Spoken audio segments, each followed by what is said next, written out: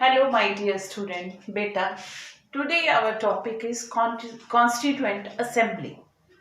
The assembly which was formed to frame the constitution. हमारे India का constitution बना, उस कॉन्स्टिट्यूशन को बनाने के लिए, फ्रेम करने के लिए एक असेंबली बनी. उसी असेंबली को हम लोग कॉन्स्टिट्यूएंट असेंबली कहते हैं. फिर आज हम वही कॉन्स्टिट्यूएंट असेंबली के बारे में पढ़ने जा रहे हैं. ठीक है, today we are going to discuss about the constituent assembly, about the composition. उस कॉन्स्टिट्यूएंट असेंबली की फॉर्मेशन कैसे हुई, कौन कौन से मेंबर थे और कैसे उन्होंने काम किया, एंड कंट्रीब्यूशन मीन्स उनका योगदान. First of all we are going to discuss about the Constituent Assembly, composition of Constituent Assembly. Now move to the board.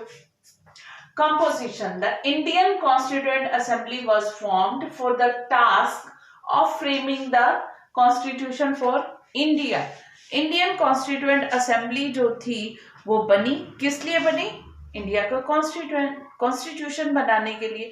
उसका टास्क क्या था? इंडिया का कॉन्स्टिट्यूशन बनाना. ठीक है, इसीलिए वो कॉन्स्टिट्यूएंट असेंबली बनी. This was constituted in 1946 under the provision of cabinet mission. आपको पता है cabinet mission, India was under the British rule. गुलाम थे हम लोग, ब्रिटिशर्स ने कब्जा किया हुआ था. तो ब्रिटिशर्स ने कैबिनेट, पता है ना, ब्रिटिश गवर्नमेंट ने कैबिनेट मिशन भेजा था. उसी के अंडर, क्योंकि Indians were demanding for the independence, बहुत quit India movement, non cooperation movement, civil disobedience movement, many other movements. अब पता चल गया ब्रिटिशर्स को हमें आज़ादी देनी पड़ी है, तो इसलिए उन्होंने कैबिनेट मिशन भेजा. और कैबिनेट मिशन में ही उसके लॉ, उसकी जो भी प्रोविजन थी कैबिनेट मिशन में, उसके अकॉर्डिंगली कॉन्स्टिट्यूएंट असेंबली को फॉर्म में, ठीक है, फॉर्म्ड किया गया कि ये असेंबली हम आजाद करने जा रहे हैं, अंग्रेजों ने कहा इंडिया को, और अपना कॉन्स्टिट्यूशन बना लो. कॉन्स्टिट्यूशन क्या है ये हम लोग नेक्स्ट वीडियो में डिस्कस करेंगे. Today we are discussing about the constituent assembly only. Okay, constituent assembly की फॉर्मेशन कैसी हुई? कैबिनेट मिशन की प्रोविजन के अकॉर्डिंगली 1946 में. Now we are moving to the third point. There were total 389. Constituent assembly में कितने member थे? 389 members in constituent assembly. But India का आपको पता है पार्टीशन हो गया, डिवाइडेड हो गया. पार्टीशन भी हुआ रिलीजन के नाम पे, धर्म के नाम पे.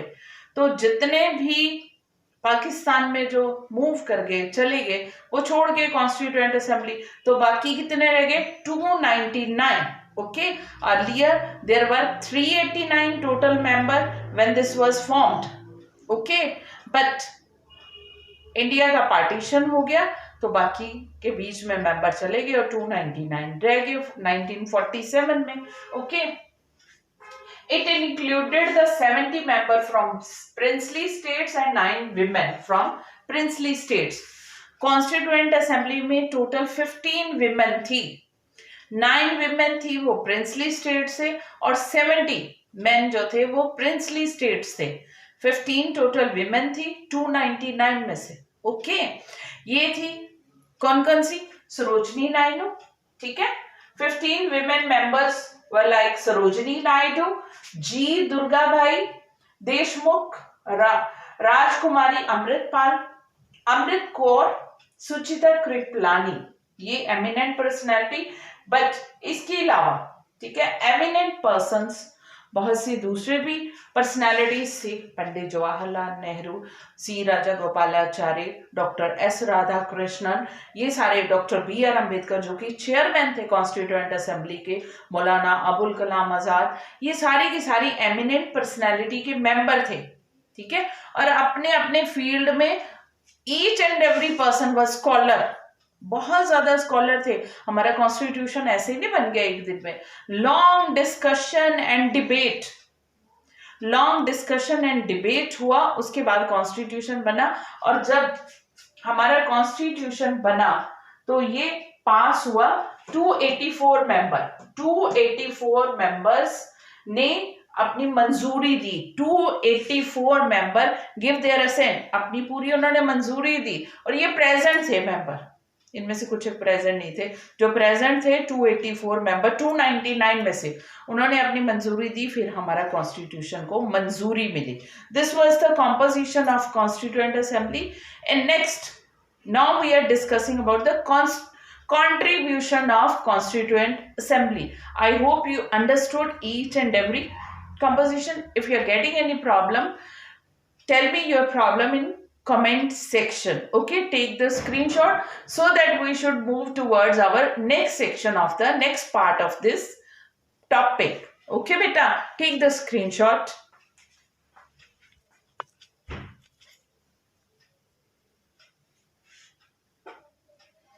Now beta, we are moving towards the contribution of constituent assembly. Okay beta, earlier we have discussed about the composition of constituent assembly. Contribution क्या है? पहला तो ये है कि broad consensus से, सर्वसम्मति से, सबकी मंजूरी से, सर्वसम्मति से सारा कॉन्स्टिट्यूशन बनाया गया, अपनी मर्जी नहीं उन्होंने की। सबसे बड़ा योगदान तो ये उनका हो गया।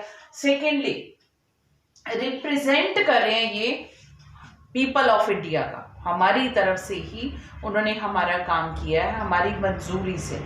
Okay. Thirdly, accommodate the opposition in fair way. Opposition, विरोध, विरोधाभास सब जगह होता है बेटा, अपनी फैमिली में भी है, ब्रदर सिस्टर्स में भी है। सो सिमिलरली इंडिया जो है, इतने सारा रिलीजन्स का, रीजन्स का, इतनी डिसिमिलैरिटीज हैं इंडिया में, कस्टम, ट्रेडिशन, जियोग्राफिकल भी है, तो ये अपोजिशन है, बट सबको अकोमोडेट किया गया। ठीक है, इस कॉन्स्टिट्यूएंट असेंबली में मीन्स सबके लिए प्रोविजंस ओके रखी गई हैं, ताकि सबको अपनी फुल कंसेंट से, सबको मंजूर, सर्वसम्मति से मंजूर हो कि हमारे फेवर में भी, हमारे सबको अपना कॉन्स्टिट्यूशन, अपना इंडिया लगे। Okay, now we are moving to the fourth, it work systematically and open way.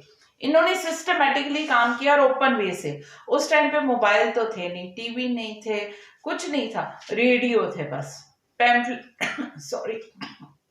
Pamphlet, newspapers. Okay, but ये पीपल जो है पूरे इंडिया में 299 घूमे हैं, कॉमन पीपल से मिले हैं, सबकी प्रॉब्लम्स उनको पता लगी है और ये सारा ऐड किया है।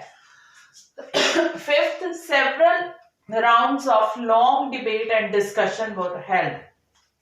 बहुत ज्यादा डिबेट, डिस्कशन, बहसबाजी, ठीक है, डिस्कस किए मैटर, कौन कौन से स्टेट में घूम के आया, इंडिया की कौन सी सिटी से घूम के आया, सबसे जो भी वो व्यूज उनके लेके आए या प्रॉब्लम्स लेके आए, सबके डिस्कशन की है, डिबेट किया, फिर उन्होंने कॉन्स्टिट्यूशन बनाया। Every document presented and word spoken was carefully recorded. जो भी डॉक्यूमेंट है वो कॉन्स्टिट्यूशन बनाने में केयरफुली प्रिजर्व किया गया है, और जो भी वर्ड्स बोले गए हैं वो सब कुछ रिकॉर्डेड है, रखे गए, ताकि फ्यूचर में किसी भी तरह की जरूरत पड़े तो हमारी फ्यूचर रेफरेंस के लिए। Okay, each and every work was done carefully, means okay, with great responsibility. Now some of the ideals were, उनके कुछ एक आइडियल्स थे कॉन्स्टिट्यूएंट असेंबली के। कौन कौन से थे? कॉन्स्टिट्यूशन ऑफ फ्री इंडिया, जो हमारी फ्री इंडिया, हम आजाद हो जाएंगे, हमारे आजाद इंडिया को कॉन्स्टिट्यूशन का कमिटमेंट होना चाहिए कि हम लोग डेमोक्रेटिक कंट्री रहेंगे। कितने कंट्री आए, डेमोक्रेसी उन्होंने अनाउंस की, पर वो प्रिवेल नहीं कर पाए। हमारे नेबरिंग कंट्री देख लो, पाकिस्तान डेमोक्रेटिक कंट्री के रूप में शुरू हुए, और क्या हाल है वहां पे, मिलिट्री, और किस तरह से वहां पे, we all are familiar if you go through the news. अगर आप न्यूज सुनते हो ध्यान से, तो there is no need of political science, आप you will understand each and everything without any effort. Okay, if you are listening to the, watching to the news daily, again and again I revise this thing and remind, listen to the news.